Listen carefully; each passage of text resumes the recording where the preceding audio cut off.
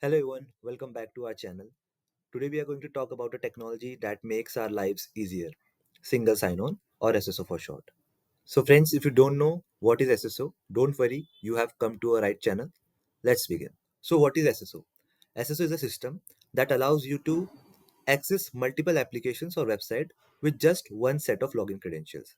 So basically, you don't need to repeat the login process again and again. You can simply have access across multiple websites and you simply need to log in once.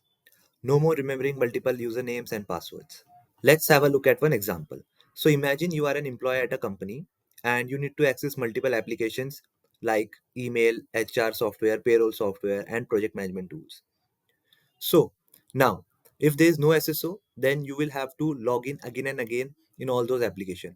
But with the help of SSO, what you can do, you can simply log in once and access all those applications without having to log in again.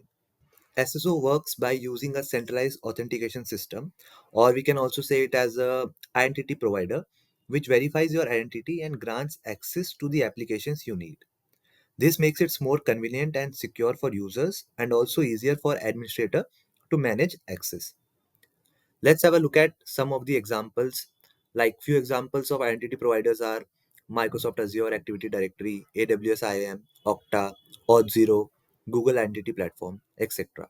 Apart from this, if you also want, we can have a look at Google's ecosystem. It also demonstrates single sign-on. Let's say you are a Google user and you want to access multiple Google services like Gmail, Google Drive, Google Calendar. So what we can do, we can simply go to Gmail website and we can enter our credentials. And once we are signed in, we are authenticated across the entire Google ecosystem.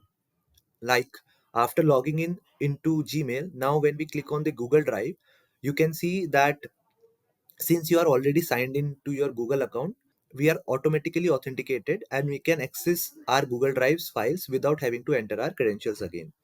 And it's the same case for other Google services as well, like Google Calendar. So friends, that's it for today's video on SSO. If you have any questions or topics that you would like me to cover next, please let me know in the comment section. Thank you for watching and I will see you in the next video.